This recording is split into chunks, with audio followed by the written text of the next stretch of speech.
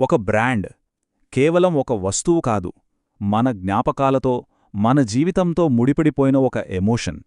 అలాంటి ఒక బ్రాండ్ ఊహించని ఒక సంక్షోభంలో పడి పూర్తిగా సున్నాకి చేరిన తర్వాత మళ్ళీ ఎలా తిరిగి నిలబడింది, ఇది ఆ కథ.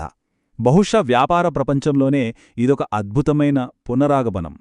ఒక్కసారి ఆలోచించండి, మార్కెట్లో 75% వాటాతో తిరుగులేని శక్తిలా ఉన్నొక బ్రాండ్ అక్షరాలా ఒక్క రాత్రిలో సున్నాకి పడిపోయింది. అవును, 75% నుండి 0. అసలిది ఎలా జరిగింది? సో ఈ మొత్తం ప్రయాణాన్ని మనం 4 ముఖ్యమైన భాగాలుగా చూద్దాం. ముందుగా కేటగిరీని ఎలా సృష్టించారు, ఆ తర్వాత వచ్చిన సంక్షోభం, దాన్ని ఎదుర్కొన్న ప్రణాళిక, చివరగా మనం నేర్చుకోవలసిన పాఠాలు. సరే, ముందుగా అసలు మ్యాగీ కథ ఎలా మొదలైందో చూద్దాం. 1983లో ఇండియాలోకొచ్చినప్పుడు వాళ్ళొక కొత్త కేటగిరీనే సృష్టించారు. అప్పటిదాకా ఎవరూ పెద్దగా పట్టించుకోని ఒక మార్కెట్లో ఒక పెద్ద సామ్రాజ్యాన్ని ఎలా కట్టారో అర్థం చేసుకుందాం. మొదట్లో వాళ్ల ప్లాన్ వేరే ఉండేది. ఉద్యోగాలు చేసే మహిళలను టార్గెట్ చేద్దామనుకున్నారు. కానీ అది వర్కౌట్ అవ్వలేదు. అప్పుడు వాళ్లకొక విషయం స్పష్టంగా అర్థమైంది. అసలు మ్యాగీని ఎక్కువగా ఇష్టపడేది పిల్లలు, దాన్ని కొనిచ్చేది వాళ్ల తల్లులు. అంతే, ఆ ఒక్క వ్యూహాత్మక మార్పు మ్యాగీ తలరాతనే మార్చేసింది.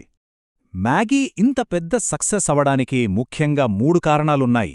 1, మన ఇండియన్ టేస్ట్కి సరిగ్గా సరిపోయే ఆ మసాలా రుచి.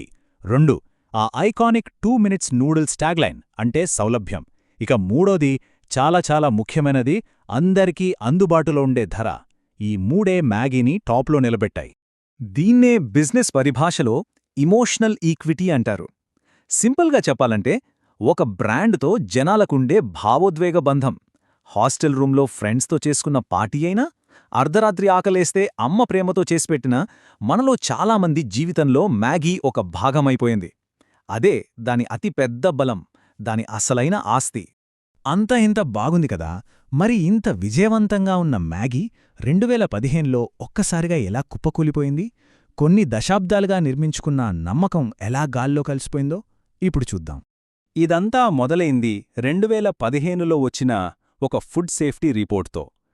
మ్యాగీ నూడిల్స్లో అనుమతించిన దానికంటే ఎక్కువ మోతాదులో సీసం, ఎంఎస్జీ ఉన్నాయని ఆ రిపోర్ట్ ఆరోపించింది. ఈ ఒక్క న్యూస్ దేశవ్యాప్తంగా ఒక పెద్ద తుఫాను సృష్టించింది. దాని తక్షణ ఫలితం దేశవ్యాప్తంగా నిషేధం. అంతే, కొన్ని దశాబ్దాలుగా కష్టపడి సంపాదించుకున్న నమ్మకం ఒక్కరోజులో మొక్కలైపోయింది. ఆ నిషేధం దెబ్బకి ఏకంగా 320 కోట్ల రూపాయల విలువైన స్టాకుని వాళ్లే నాశనం చేయాల్సొచ్చింది. ఆర్థికంగా చాలా పెద్ద నష్టం. మార్కెట్ వాటా అయితే చెప్పక్కర్లేదు, 0. ఒక పెద్ద సామ్రాజ్యం మన కళ్లముందే కూలిపోయింది. సరే, ఇక్కడే అసలు కథ మొదలవుతుంది. సున్నాకి పడిపోయిన ఒక బ్రాండ్ మళ్లీ పైకి లేవటం సాధ్యమేనా? వాళ్లు వేసిన పునరాగమన ప్రణాళిక ఏంటో ఇప్పుడు విశ్లేషిద్దాం. మ్యాగీ చాలా తెలివిగా ఆలోచించింది.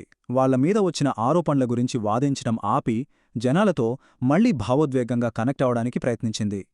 వి మిస్ యూ టూ అంటే మేము కూడా మిమ్మల్ని మిస్ అవుతున్నాం అనే క్యాంపెయిన్ మొదలుపెట్టింది. ఇదొక యాడ్లా లేదు, ఒక స్నేహితుడు మనల్ని పలకరించినట్టు అనిపించింది. వాళ్ల రీలాంచ్ కూడా చాలా పక్కా ప్రణాళికతో జరిగింది. నేరుగా షాపుల్లోకి రాలేదు. మొదట స్నాప్డీల్తో కలిసి ఆన్లైన్లో మాత్రమే అమ్మారు. డిమాండ్ ఎలా ఉందో చూశాక అప్పుడు నెమ్మదిగా అన్ని దుకాణాల్లోకి తీసుకొచ్చారు. ఈ మొత్తం ప్రక్రియలో పారదర్శకతకు పెద్ద పీట వేశారు. మాటలు కాదు, చేతలే ముఖ్యం అని వాళ్లు నమ్మారు. కోల్పోయిన నమ్మకాన్ని తిరిగి సంపాదించుకోవడానికి ఏకంగా 3500కి పైగా భద్రతా పరీక్షలు నిర్వహించారు. అంతేకాదు, ఆ ఫలితాలన్నింటినీ అందరికీ తెలిసేలా బహిరంగంగా ఉంచారు. మా ఉత్పత్తి సురక్షితమని చెప్పడానికి ఇంతకన్నా పెద్ద నిదర్శనం ఏముంటుంది? మరీ ప్లాన్ ఫలించిందా? ఖచ్చితంగా. సంక్షోభానికి ముందు వాళ్ల మార్కెట్ వాటా 75%, నిషేధం సమయంలో 0. కానీ పునరాగమనం చేసిన కేవలం 2 సంవత్సరాల్లోనే మళ్లీ 60%కి చేరుకున్నారు. ఇది నిజంగా ఒక అసాధారణమైన విజయం. అయితే ఈ మొత్తం మ్యాగీ కథ నుంచి వ్యాపారాలు, బ్రాండ్లు నిర్మించేవాళ్లు నేర్చుకోవాల్సిన ముఖ్యమైన పాఠాలేంటి? ఇక్కడ 4 చాలా ముఖ్యమైన పాఠాలున్నాయి. మొదటిది, వినియోగదారులను, వారి సంస్కృతిని లోతుగా అర్థం చేసుకోవాలి. రెండవది, బ్రాండ్ని ఒక వస్తువుగా కాకుండా ఒక ఎమోషన్గా నిర్మించాలి. మూడవది, నమ్మకాన్ని పోగొట్టుకోవడం చాలా సులభం, దాన్ని నిలబెట్టుకోవాలంటే పారదర్శకత చాలా అవసరం. ఇక చివరిగా 4వది, ప్రతి సంక్షోభం ఒక ముగింపు కాదు, అది ఒక కొత్త ఆరంభానికి అవకాశం. చివరిగా ఒక్క ప్రశ్నతో ముగిద్దాం. ఒక బ్రాండ్కు దాని వినియోగదారులకు మధ్య ఉన్న ఈ భావోద్వేగ బంధం నిజంగా దాన్ని ఎలాంటి సంక్షోభం నుంచైనా కాపాడగలదా? దానికొక అజేయమైన శక్తినిస్తుందా? ఆలోచించండి. जय हो जय हो भारत माता की जय।